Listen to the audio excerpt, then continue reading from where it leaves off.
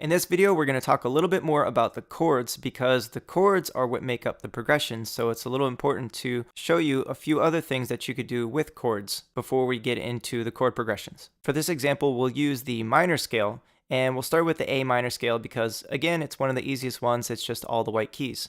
So if we start from A, we know that the A minor scale is a whole step, half step, whole step, half step, whole step pattern.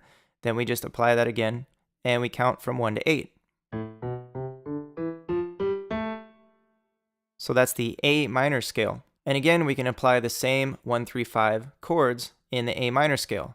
We go 1, 2, 3, 4, 5, and we play the 1, 3, 5 for the A minor scale.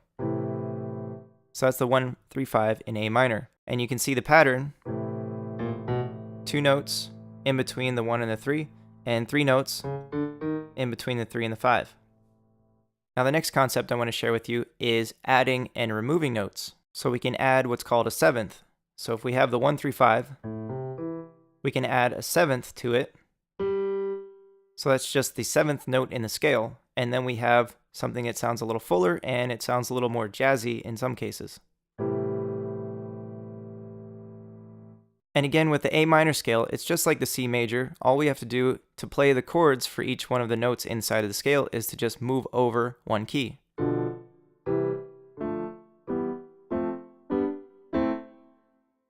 So now if we want to add this 7th, we can play that 7th and just slide all the keys over 1. So that would be a C with a 7th. A C major with a 7th. So you can add or remove notes. So we can take out the 7th and we can take out the 3rd, and we have a 1 and a 5. Same with the A. So you can add and you can remove notes to these chords. The other thing is you can move notes around. So if we take the 1, 3, 5 for the A, we can move the A. We can move that up 1 octave. So now we have the 3, the 5, and the A, or the 1, just moved up 1 octave.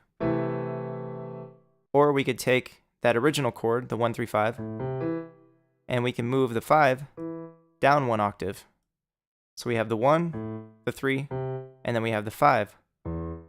So it's the same chord, but we've just done what's called an inversion, and we've moved the 5th note down 1 octave.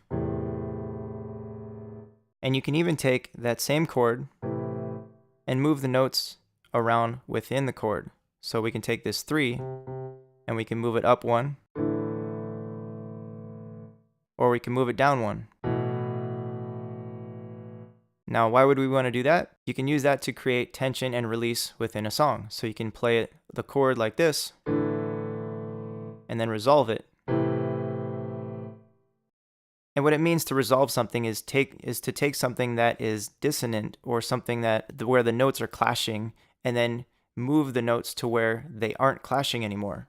So with the C major, major chords tend to sound bright and happy, where minor chords sound a little more melancholy or kind of sad. So with a major chord, we tend to want it to sound bright and happy. But what you can do is you can move one note over,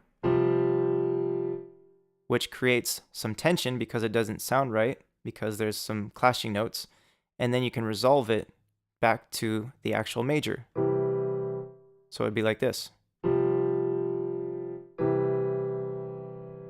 So the idea of adding or removing notes and also moving notes around within these chords can be used to your advantage in a lot of different ways. You're able to create some different textures and some different sounds. You're able to create some tension and then also release that tension.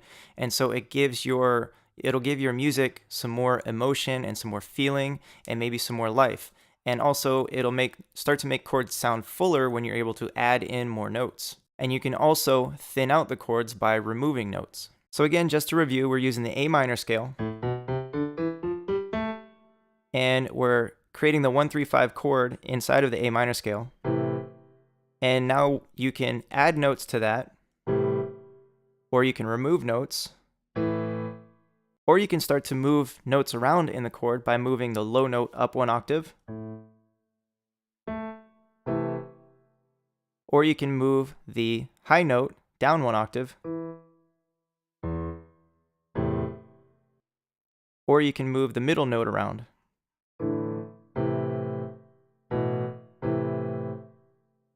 So those are just some different ways that you can make use of chords.